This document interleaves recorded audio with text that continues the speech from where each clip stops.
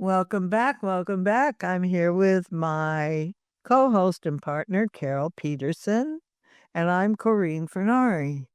Carol, welcome. Thank you.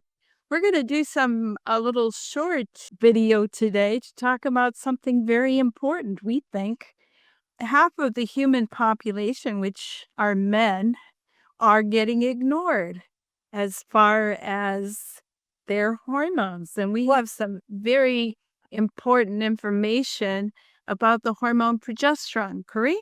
Progesterone? Men? That seems pretty strange. Isn't progesterone a woman's hormone? This is so cool. I have a study done by an infertility clinic. And I was always saying for women in the luteal phase, the sky is the limit for how much progesterone you could use to add on. You have to get to levels beyond the third trimester of pregnancy to start to think about anything about toxicity. And we can't get up to those levels.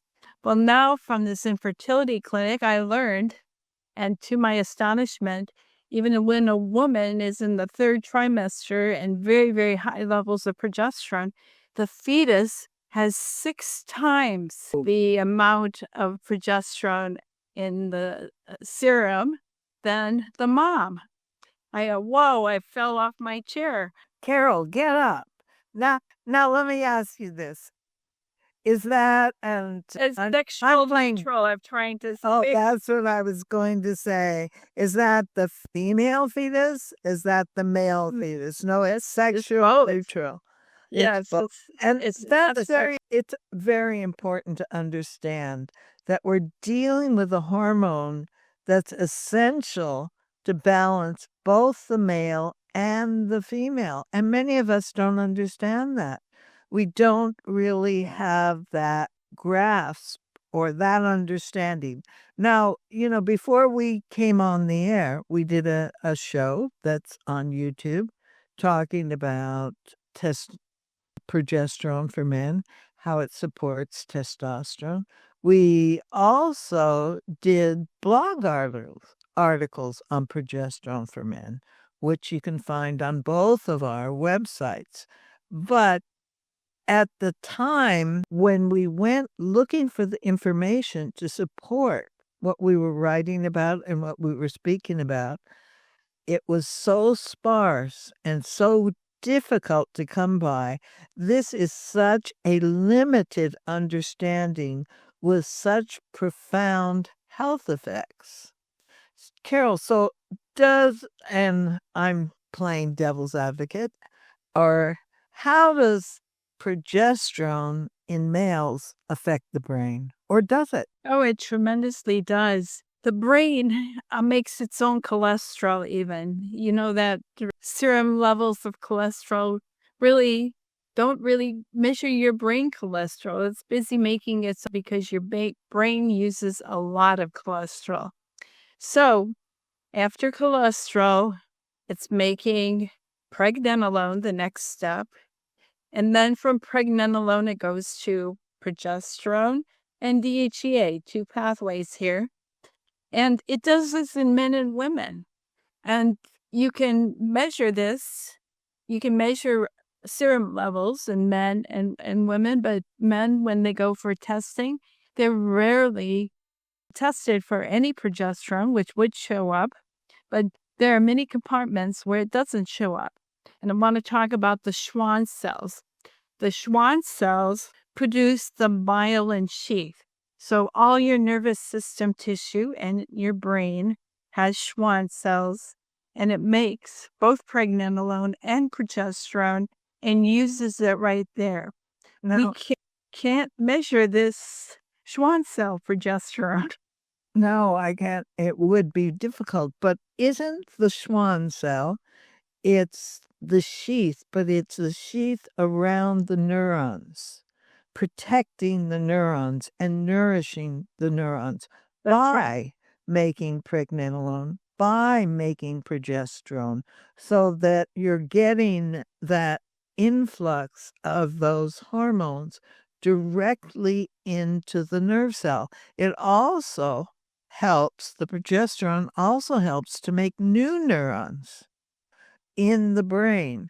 So this is an important understanding that the progesterone is necessary. Now, is this gender specific? Again, I'm going back to the same question. No, do we have female and male nerves? We do not. No, I don't think so. So we don't. And that impact, the interesting thing about this, which I think is most amazing, is that if you have neuropathies and neurological issues, it makes sense to use progesterone.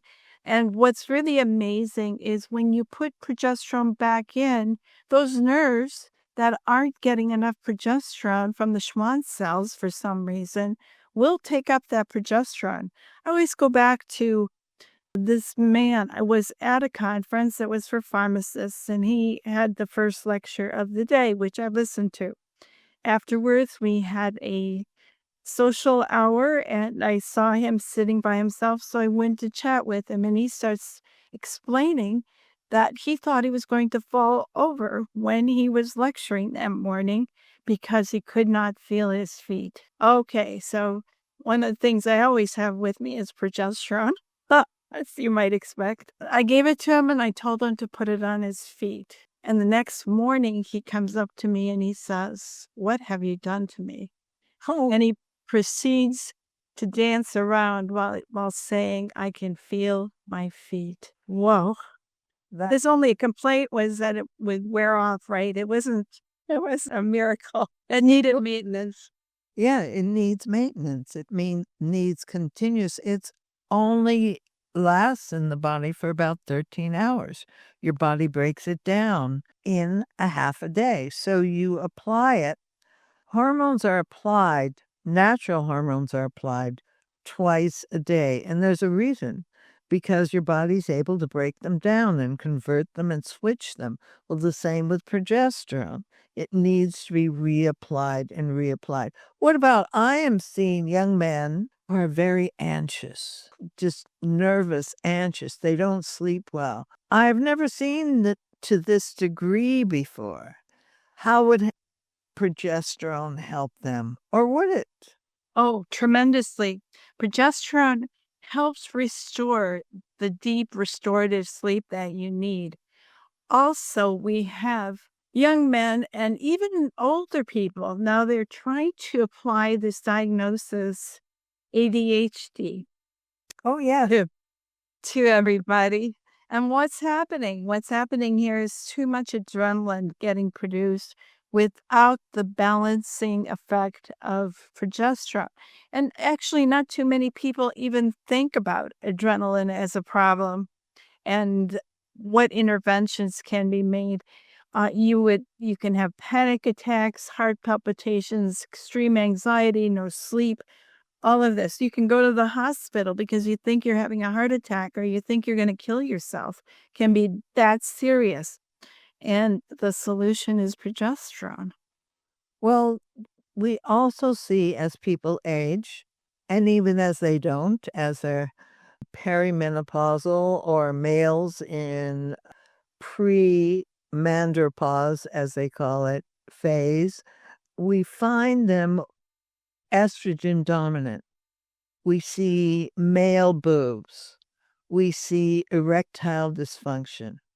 We see anxiety, low libido, palpitations, as you said, Yeah. prostate enlargement.